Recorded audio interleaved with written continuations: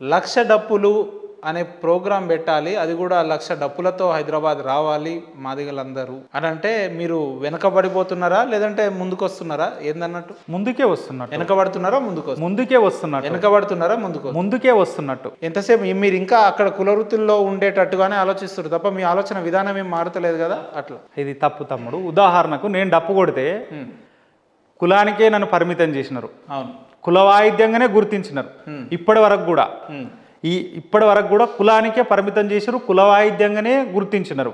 కానీ ఇది మానవుడికి అంటే ఆదిమ మానవుడి నుండి నేటి ఆధునిక మానవుడి వరకు మొట్టమొదటిగా అంటే ఆదిమ కాలంలో మనుషులను జంతువులు వేటాడి చంపుతూ ఉంటే అప్పుడు కూడా ఈ డప్పు ఆయుధంగా ఉపయోగపడ్డది. క్రూర జంతువులను కూడా ఈ శబ్దం తన్ని తరిమేసింది. ఇప్పుడు మనకు ఆధునిక కాలంలో కానీ ఇప్పుడు అంటే ఇంటర్వ్యూ చేస్తే మీరు విలేకరి, కానీ ఒకప్పుడు గ్రామాలలో సమాచారాన్ని మొత్తం ఈ అంటే ప్రజా సంబంధాలను లేకపోతే ప్రజా ఉద్యమాలను సాటింపు ద్వారా శబ్దం ద్వారా మోసుకుపోయింది డప్పు. కాబట్టి ఇప్పుడు మీరు అంటున్నారు కదా అప్డేట్ కావాలి కదా, మీరు అంటున్నారు అప్డేట్లోనే ఉన్నారు. ఇప్పుడు వర్గీకరణను వ్యతిరేకించేటువంటి వాళ్లకు ఎవరైతే ఉన్నారో వాళ్ళకు మేము ఒక నిరసన కార్యక్రమం అంటే మన దగ్గర రాజ్యాంగబద్ధంగా మనం శాంతియుతంగానే 30 సంవత్సరాల నుండి కృష్ణమాదిగన్న పోరాటం చేస్తున్నాడు. అనేక రకాలుగా పోరాటం చేస్తున్నాడు. ఎక్కడనన్నా ట్రాక్ తప్పి ఎవరి మీద దాడులు చేసిన సందర్భాలు ఉన్నాయా? కదా. మరి మాదిగోళ్ళు అంటే మాదిగోళ్ళకు ఒక వాయిద్యం ఉంది కదా, దాని పేరే డప్పు కదా. ఆ డప్పే ఒక నిప్పై ఒక సమాజానికి ఒక సాటింపై వర్గీకరణ చివరి దశల్లో ఉన్నది. కాబట్టి ఈ చిట్ట చివరి ఘట్టాన్ని మనం డప్పులతోటి 1,00,000 డప్పులు 1000 గొంతులతోటి హైదరాబాద్లో మొత్తం మన వాళ్ళందరూ వచ్చి తెలంగాణ ఉద్యమం కోసం ఒకప్పుడు సాగరహారం జరిగింది, మిలియన్ మార్చ్ జరిగింది.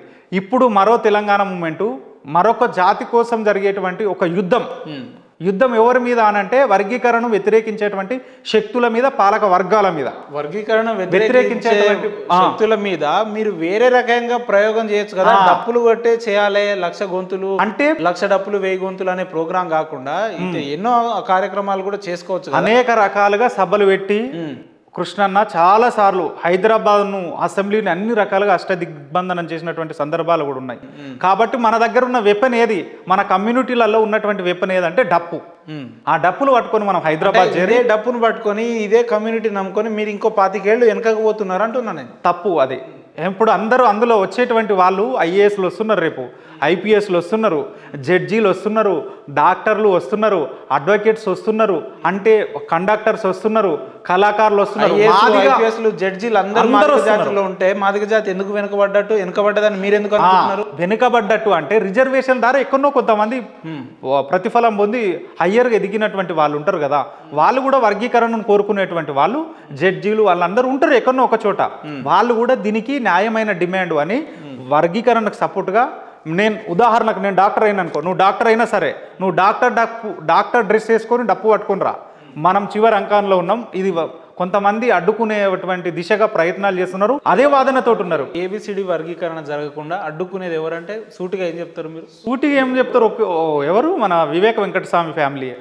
వాళ్ళే మొదటి నుండి కూడా 2004లో కూడా కొట్టేయించింది. సుప్రీంకోర్టు ఇచ్చే తీర్పుని కేవలం ఒక వివేక వెంకటస్వామి గారు ఆ తీర్పును మార్పించగలడా, లేదంటే దానికి అడ్డుపడగలడా? ఎట్లా సాధ్యమవుతుంది అంటే 2004లో 2003 వరకు 4 వరకు వర్గీకరణ అమల్లో ఉంది.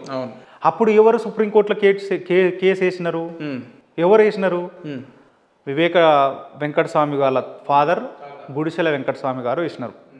వివేక్ అన్న వాళ్ళ ఫాదర్ గుడిసెల వెంకటస్వామి గారు వేసి అప్పుడు ఏం జడ్జిమెంట్ వచ్చింది? అసలు ఇది సాధ్యం కాదు, దీనికి ఏది లేదు, అసలు ఇది తప్పు అని. 2 ఏళ్ల తర్వాత కొట్టుడు పోయింది కదా. మరి ఎప్పుడు 2 ఏళ్ల తర్వాత?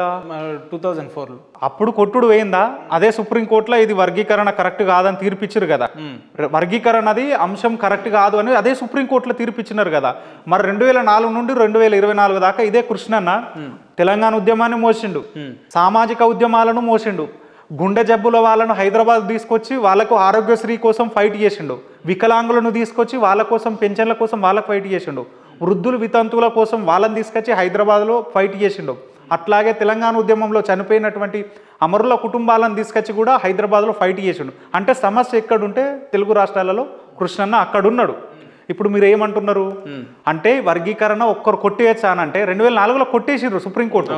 కానీ అదే సుప్రీంకోర్టు 20 సంవత్సరాల తర్వాత ఏడుగురితోటి కూడిన రాజ్యాంగ ధర్మాసనంగా ఒక కమిటీ వేసింది. వేసి వాళ్ళు ఏం చెప్పినారు, ఏ రాష్ట్రాలలో వర్గీకరణ అమలు చేయాలి చేసుకోవచ్చు అని చెప్పినారు.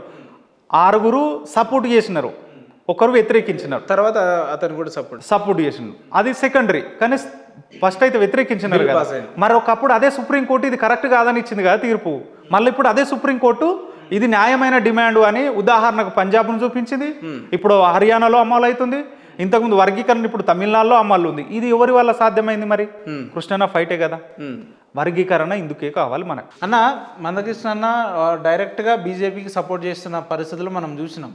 ఇదే బీజేపీకి కనుక సపోర్ట్ చేస్తే పార్లమెంట్లో బిల్లు పెట్టుకొని, ఇప్పుడు మెజారిటీ ఆఫ్ ది పీపుల్ ఎంపీలు వాళ్ళే ఉన్నారు కాబట్టి పార్లమెంట్లో బిల్లు పెట్టుకొని దీన్ని పాస్ చేపించవచ్చు కదా. అట్లాంటిది కూడా అవుతుంది, కాదన్నట్టుగా ఏం లేదు, ఖచ్చితంగా అవుతుంది. పార్లమెంట్లో బిల్లు అవుతుంది, దీనికి ఒక చట్టబద్ధత రూపం కూడా వస్తుంది, అందులో ఎలాంటి డౌట్ లేదు. కృష్ణన్న బీజేపీ మనిషి కాదు, ఇది మళ్ళీ గుర్తు చేసుకోవాలి. గతంలో చంద్రబాబుకు ఒక్కసారి మళ్ళీ చెప్తారా, మందకృష్ణ అన్న బీజేపీ మనిషి కాదు. ఇంకొకసారి మందకృష్ణ మాదిగన్న, పద్మశ్రీ మందకృష్ణ మాదిగన్న బీజేపీ మనిషి కాదు. ఎట్లా కాదంటున్నారు? ఎట్లా, ఎందుకు అనంటే గతంలో చంద్రబాబు వర్గీకరణ సపోర్ట్ చేస్తే రాజకీయంగా మాకు సపోర్ట్ చేయండి అంటే ఆయనకు చేసినారు, ఆయన అధికారంలోకి వచ్చినాడు. ఆ తర్వాత వర్గీకరణ కొట్టివేయబడ్డ తర్వాత కూడా కృష్ణమాదిగా మీ సహకారం కావాలంటే కాంగ్రెస్ అధికారంలోకి రావడానికి రాజశేఖర రెడ్డి గారికి సపోర్ట్ చేసినాడు. తెలంగాణ ఉద్యమంలో 2009 నవంబర్ 29న రంగదాంపల్లె సిద్దిపేటలో కేసీఆర్ గారు అమర నిరాహార దీక్ష పూనుకుంటే తెలంగాణ ఉద్యమానికి కూడా సపోర్ట్ చేసిండు, తెలంగాణ ఉద్యమానికి సపోర్ట్ చేసిండు. చివరికి నిమ్మరసం ఇచ్చింది కూడా ఆచార్య ప్రొఫెసర్ జయశంకర్ సారు, కృష్ణమాదిగన్న. ఆ తర్వాత జరిగినటువంటి ఎన్నికల్లో కాంగ్రెస్కు సపోర్ట్ చేసినారు. ప్రతి పార్టీకి తన అవసరం, అంటే సపోర్ట్ మీన్స్ రాజకీయంగా నువ్వు ఇప్పుడు వర్గీకరణ నువ్వు చేస్తానంటే సపోర్ట్ చేస్తున్నారా ఎవరు? బీజేపీకి సపోర్ట్ చేస్తున్నారు, రాజకీయంగా చేస్తున్నారు. నేను ఏమంటున్నా, కానీ బీజేపీ మనిషి పార్టీలో జాయిన్ కాలేదు. మళ్ళీ చెప్తున్నాను, సపోర్ట్ చేస్తున్నారు. అవును, ఇప్పుడు ఈ దేశంలో మనకు వర్గీకరణ ఇష్యూ ఎక్కడుంది? రాష్ట్రాలు కొట్టివేసినాయి, రాష్ట్రాలు దాటేసారనా. ఒకటే ప్రశ్న నేను ఏమంటున్నా అంటే, ఇప్పుడు మందకృష్ణ అన్న బీజేపీకి సపోర్ట్ చేస్తుంది కాబట్టి పార్లమెంట్ బీజేపీకి అండు వేసుకుంటాం. మందకృష్ణ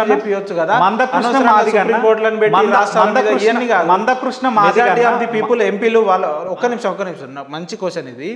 మందకృష్ణ అన్న బీజేపీకి కొంతవరకు ఫేవర్గా ఉన్నారనే మాట తెలుగు రాష్ట్ర ప్రజలందరికీ తెలుసు, మన ఇద్దరం మాట్లాడితే కాదు అది. కాబట్టి ఇదే నరేంద్ర మోడీ గారికి చెప్పి పార్లమెంట్లో చట్టం చెప్పవచ్చు కదా, అవుతుంది కదా, చట్టం కూడా అవుతుంది. ఇప్పుడు వచ్చే పార్లమెంట్ సమావేశాల్లో ఖచ్చితంగా రాష్ట్రాల మీద పెట్టి, లేదంటే మళ్ళీ ఏదో కోర్టులో మళ్ళీ అది కొట్టేయడం ఇవన్నీ కాకుండా పార్లమెంట్లో బిల్లు పెట్టిస్తే మెజారిటీ ఆఫ్ ది పీపుల్ ఎంపీలు వాళ్ళే ఉన్నారు కాబట్టి బిల్ అవుతుంది, చట్టం అవుతుంది. దాని ద్వారా మీకు వర్గీకరణ ఈజీ అయిపోతుంది కదా. ఖచ్చితంగా అది కూడా అవుతుంది. ఇప్పుడు సుప్రీంకోర్టులో తీర్పు రాగానే మన తెలంగాణ ముఖ్యమంత్రి గారు ఏం చెప్పినారు? అవును, మొట్టమొదటి రాష్ట్రం వర్గీకరణ చేసి దాంట్లో మా అవసరం అయితే రేపు జరిగే నోటిఫికేషన్ కూడా పెట్టిస్తాం, అందులో కూడా ఆర్డినెన్స్ పెట్టిస్తాం అన్నాడు. అయిందా? ఏమైందా మాట? అయిందా అంటున్నా, కాలేదు. అందుకోసమే ఖచ్చితంగా కేంద్రమైన రాష్ట్రమైన వర్గీకరణ విషయంలో జాప్యం జరగద్దు. ఇమీడియట్లీగా దీనికి సంబంధించినటువంటి గైడ్లైన్స్లు కానీ ఆర్డినెన్స్లు కానీ పాస్ చేసి ఖచ్చితంగా వర్గీకరణ చేయాలి. ఇప్పుడు ఇది ఇక్కడనే మొదలైంది, ఎక్కడ తెలుగు రాష్ట్రాలను ఇక్కడనే స్టార్ట్ అయింది కాబట్టి ఇక్కడనే 1,00,000 డప్పులతోటి నిరసన కార్యక్రమం ఇది తొందరగా అమలు చేయాలని ప్రభుత్వానికి ఒక హెచ్చరిక. ఈ తెలుగు రాష్ట్రాలనే కాదు, ఇప్పుడు దేశం మొత్తం ఈ సమస్యను ప్రతి రాష్ట్రం కూడా వెళ్ళబోతున్నాయి డప్పులు.